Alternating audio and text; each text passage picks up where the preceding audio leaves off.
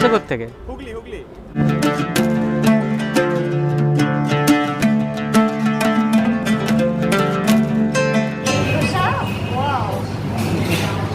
এখনো খাইনি, খাওয়ার আগে ওয়াও করছে, তাহলে খেলে কি হবে?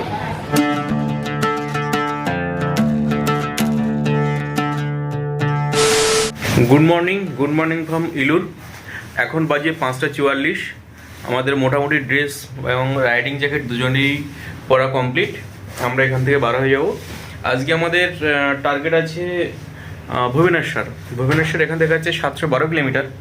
দেখা যাক কত যেতে পারি, না যেতে পারলে তার আগে স্টে করে নেবো বারামপুর বা গোপালপুরে। এবার এখান থেকে আমরা বার হবো। গাড়িতে লাগেজগুলো গাড়িতে আমরা আজকে আর খুলিনি, ওদের যে গ্যারেজ আছে গ্যারেজের মধ্যে ঢুকিয়ে দিয়েছিলাম। পার্কিং এরিয়া আর কি, সেখানে শাটার ফাটার সব আছে, সিসিটিভি আছে, ওই জন্য লাগেজ আর খোলা হয়নি। ট্যাঙ্ক ব্যাগ আর পিছনের যে একটা ছোট আমাদের গোল একটা ব্যাগ আছে, সেই ব্যাগটাই খোলা হয়েছে। জাস্ট দুটো ইনস্টল করবো, এখান থেকে চলে যাবো। তোমাদের সাথে দেখা হচ্ছে মোটর ব্লগিংয়ে। Good morning from Eluru. আরও একবার গুড মর্নিং বললাম, কারণ সামনে সূর্য মামা উঠে গেছে। আর একবার ওই জন্য তো গুড মর্নিং বলতেই হবে, সূর্যের জাহাজ পেয়ে গেছে। যাই হোক, আমরা এখন NH16 ধরে নিয়েছি। আর আমাদের রুম থেকে NH16-এর দূরত্ব ছিল 4 কিলোমিটার, 4 থেকে 4.5 কিলোমিটার। ওটার টাইম লেগে গেছে প্রায় 14 মিনিট। শহরের মধ্যে ভিতরের রাস্তা তো, সিগন্যাল থেকে শুরু করে ইত্যাদি থাকে, এই জন্যই। মোটামুটি আজকে পাক্কা 6:03 আমি গাড়ি স্টার্ট করেছি। এই একটাই রাস্তা কলকাতা কানেক্ট হচ্ছে, সেটা হচ্ছে NH16। এখনও অবধি রোড কন্ডিশান এই যে লাস্ট 5-7 কিলোমিটার চালাম, দারুণ। এই রাস্তায় এসছি আগের ওপাশের লেন দিয়ে এসছি, এবার এপাশের লেন দিয়ে যাচ্ছি। এই তো পার্থক্য। ওপাশের লেন খুব সুন্দর ছিল, এপাশের লেনও সুন্দর হবে, কোনো পার্থক্য হবে না।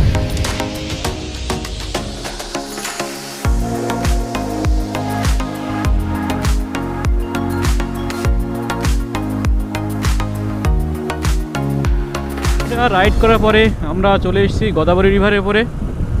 এ হচ্ছে গোদাবরী নদী, কৃষ্ণা, কাবেরী, গোদাবরী সব এই রুটটার উপরেই পড়ে। সকাল থেকে এখনও আমাদের জার্নিটা খুব সেফফুল চলছে। আর দেখো এখানে মানুষের কাণ্ডজ্ঞান দেখো, বাড়াটি উল্টো দিকে আসছে। এই অন্ধ্রপ্রদেশ এবং তামিলনাড়ু, এদের পুলিশি ব্যবস্থা মানে গজগণ্ড টাইপের। কেউ সিগন্যাল মানে না, কারো হেলমেট নেই, হ্যাঁ বিচ্ছিরি ব্যাপার। আর ইন্ডিকেটার, ওরে বাবা, সাইড ইন্ডিকেটার কোনো গল্পই নেই। আর হ্যাঁ, একটু আগে দুজন ওয়েস্ট বেঙ্গলের গ্ল্যামার 125cc বাইক নিয়ে এসেছিলো, তাদের সঙ্গে দেখা হলো। আমার বাইকের পেট্রোলটা শেষ হয়ে গিয়েছিলো, পেট্রোল রেঞ্জ দেখাচ্ছিল আর 100 কিলোমিটার চলবে, তবু ভরসা হচ্ছিল না। আমি ওই দাঁড়িয়ে ওখানে দাঁড়িয়ে পেট্রোল পাম্প কোথায় আছে খুঁজছিলাম। তা দেখলাম যে সামনে আর 1-1.5 কিলোমিটার মধ্যে একটা জিওর পাম্প আছে। তখন আমার পাশে এসে দাঁড়িয়ে বলছে ওয়েস্ট বেঙ্গল, বাংলা? হ্যাঁ। তারপরে বাংলায় কিছুক্ষণ কথা হলো। তারা গ্ল্যামার 125cc বাইক নিয়ে দুজনেই ছেলে কন্যাকুমারী রাইড করতে গিয়েছিল। কন্যাকুমারী এখন ফিরে এখন আজকে আমাকে যেটুকু বললো যে ওরা ভাইজাগে এন্টার করবে, ভাইজাগে থাকবে। তারপরে আজকে সারাদিন থেকে কালকে আবার বার হয়ে যাবে। অতএব ছোটো বাইক নিয়ে আমি যেটা বলার জন্য ওই কথাটা উল্লেখ করলাম, ছোটো বাইক নিয়েও কিন্তু ট্রাভেল করা সম্ভব,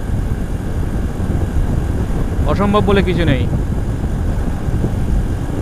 ভয় পাওয়ার কিছু নেই।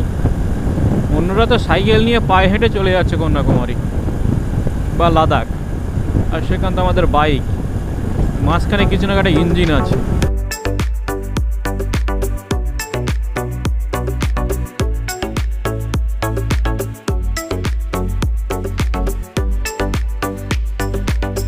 গোদাবরী নদী পার হওয়ার পরে, মানে বাড়ি ফেরার দিকে পরে, আর যদি আমি কন্যাকুমারীর দিকে যাই তাহলে যাওয়ার পথে রাস্তাটা কিন্তু খুব একটা ভালো না বলতে রাস্তা সুন্দর, কিন্তু গাড়ি চলে ঠিক রাস্তার মাঝখানে ঢেউ হয়ে আছে।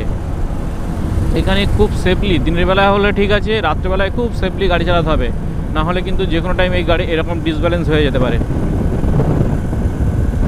দেখে অবস্থা দেখো, এখানে তো একটু কম, ওই সাইডটা দেখো পুরো গর্ত হয়ে আছে, আর ব্রিজ থেকে নেমে তার বেশি।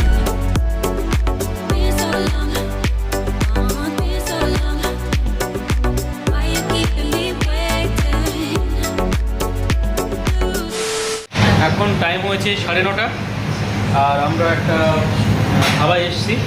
এখানে কি বলে এগ ধোসা, এগ ধোসা, আর এই যে চাটনি আছে, আর এটা সাদা কি জানি না কি তরকারি, কি তরকারি না, এটা সাম্বার এরকম না, সাম্বার তরকারির মতন হয় একটা, এই সাদা কি দিয়ে বানা যায় না, আর একটা চাটনি আছে। এখন ধোসাটা এখানে খাবো, এখান থেকেও চলে যাবো। এখনো খাইনি, খাওয়ার আগে ওয়াও করছে, তাহলে খেলে কি হবে। আমাদের সকালে ব্রেকফাস্ট হয়ে গেল। ব্রেকফাস্টে তোমাদের দেখালাম এগ ধোসা। এর আগে কখনো এগ ধোসা খাইনি, মশলা ধোসা খেয়েছি, প্লেন ধোসা খেয়েছি। এগ ধোসাটা দারুণ লেগেছে, আর শুধু এগ ধোসাটা দারুণ লেগেছে, তার আরও একটা যে জন্য লেগেছে সেটা হচ্ছে ওই যে সাদা মতন যেটা দেয় না, এর আগে অন্য দোকান অন্যরকম টেস্ট ছিল, এখানে কাজু কিশমিশ দিয়ে বানানো, অনেক মারাত্মক টেস্ট। আর চাটনিটা পুরো আমাদের যেমন জেলি, আমের জেলি যেমন সেন্ট হয় না, ওই রকম ধরনের ফ্লেভার, আর খুব সুন্দর। ওই দুটোর জন্য। আর এগ ধোসাটাও একটু বেশ টেস্টি, মানে আমাদের যেমন এগ রোল খাই না, ঠিক সেই রকম। ধোসাটা করে নিয়ে তারপর এগ দিয়ে দিল, পেঁয়াজ লঙ্কাগুলো মাখিয়ে একটু লবণ টবণ দিয়ে, ব্যাস দারুণ লেগেছে। আমাদের পার পিস নিয়েছে ধোসা 60 টাকা করে, দুটো খেলাম 120 টাকা। তবে খেয়ে মজা পেলাম। আর খেয়ে মজা নেওয়ার পরেই সামনের যে ন্যাচারাল বিউটি, এপাশে পাহাড়, সামনে পাহাড়, ওপাশে পাহাড়, ঠিক এখন আমরা এই পাহাড়ের ঠিক গা ধরে চলে যাব। গা ধরে বেঁকে কোন দিকে যাবো জানি না, রাস্তা বাঁক নিচ্ছে এই দিকটায়, কারণ ওই সাইডে গেছে না এই সাইডে গেছে, একটু সামনে গেলে বুঝতে পারবো। না, এই সাইডে গেছে বেঁকে।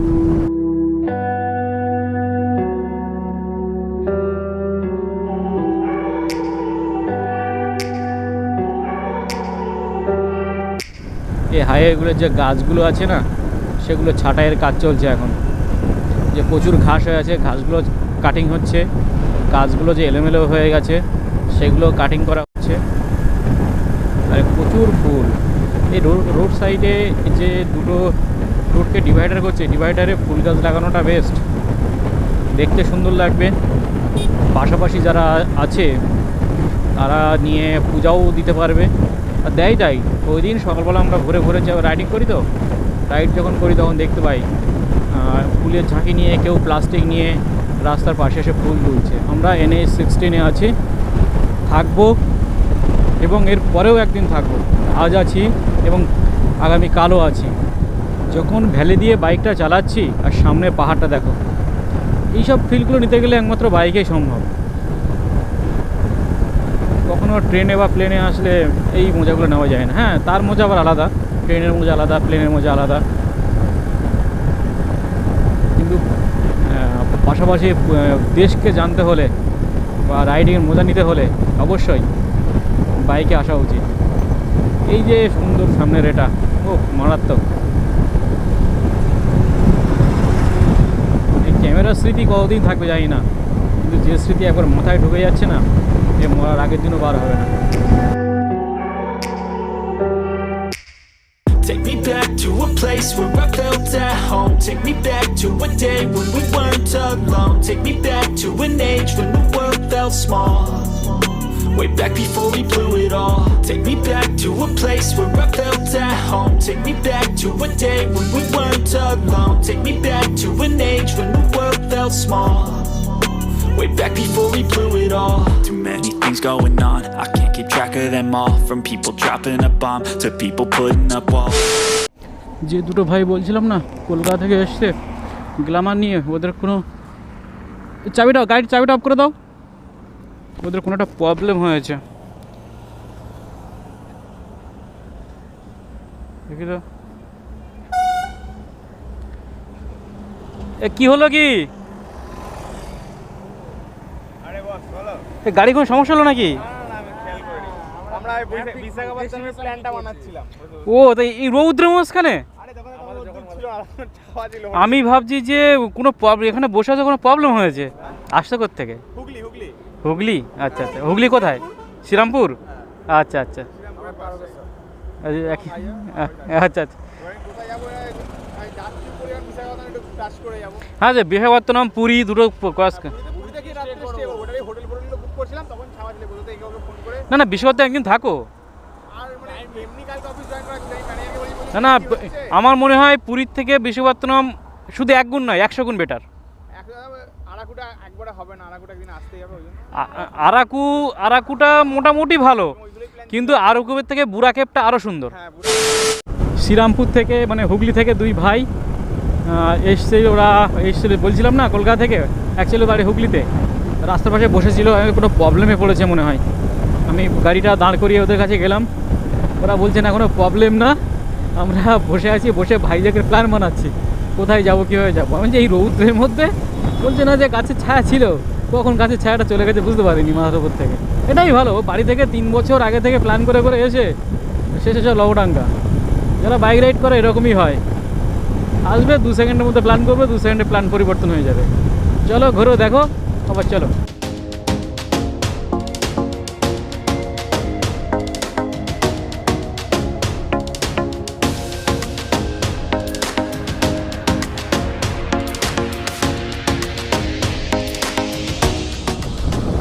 যখন আমরা কলকাতার দিক দিয়ে আসবো, তখন ঠিক এই সামনে কি একটা মোড় পড়বে, ওখান থেকে ভাইজাগের দিকে যেতে হবে।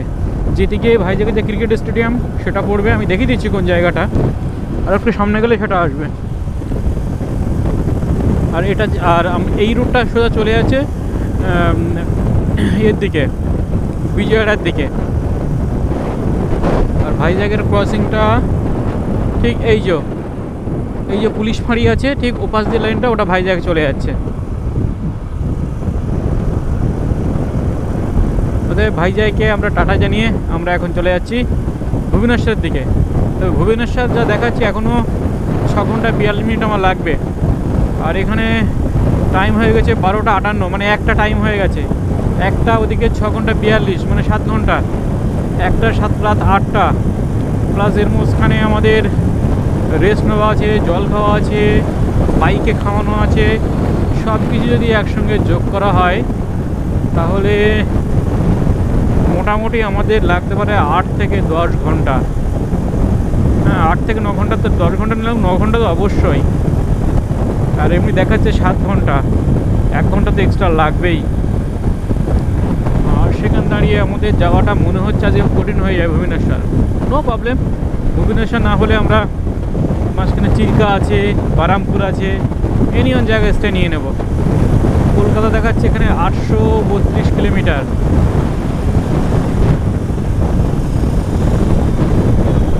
আটশো 32 প্লাস আমার আরও আছে 100 কিলোমিটার, মানে 100-র কাছাকাছি, প্রায় 900 কিলোমিটার আমার চালাতে হবে বাড়ি যেতে গেলে। এখনও অন্ধ্রপ্রদেশ জুড়ে একটা ছবি বারবার চোখে পড়ছে, আর সেই ব্যক্তির নাম হলো পবন কল্যাণ।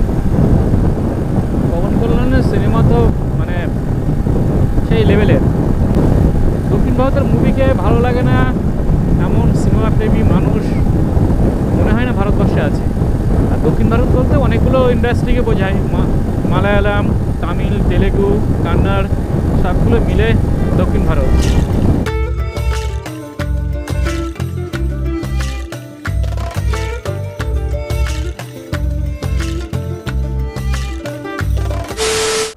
আমরা এইমাত্র উড়িষ্যায় ঢুকলাম, আজ অন্ধ্রপ্রদেশ থেকে উড়িষ্যা এন্টার করলাম। আমাদের যাওয়ার প্ল্যান ছিল ভুবনেশ্বর, বাট এখনও দেখাচ্ছে 3 ঘন্টা 42 মিনিট, মানে 4 ঘন্টা লাগবে। আমরা ভুবনেশ্বর যাব না, বারামপুরের কাছাকাছি কোথাও স্টে করব। 7:30 নাগাদ চলে এসেছিলাম বারামপুর। আর এই বারামপুরে রুম নিয়েছি আমরা, এতে যাইনি, ওরা ভুবনেশ্বরে যাইনি। ভুবনেশ্বর যেতে এখনও প্রায় 3 ঘন্টা 20-25 মিনিট লাগতো। ওই 3 ঘন্টা 20-25 মিনিট মানে অ্যাকচুয়ালি আমাদের 10টা বেজে যেত, 10টা থেকে বেশি হয়ে যেত, কারণ এর মধ্যে রেস্টও ছিল। ওই জন্য বারামপুরে রুমটা নিয়েছিলাম। রুমটা মোটামুটি ভালো, যে টাকা নিয়েছি সেই তুলনায় অনেক বেটার হওয়ার কথা ছিল। এসি রুম, এই যে রুমটা, এই যে ও এখন গার্ড টার্ড করছে।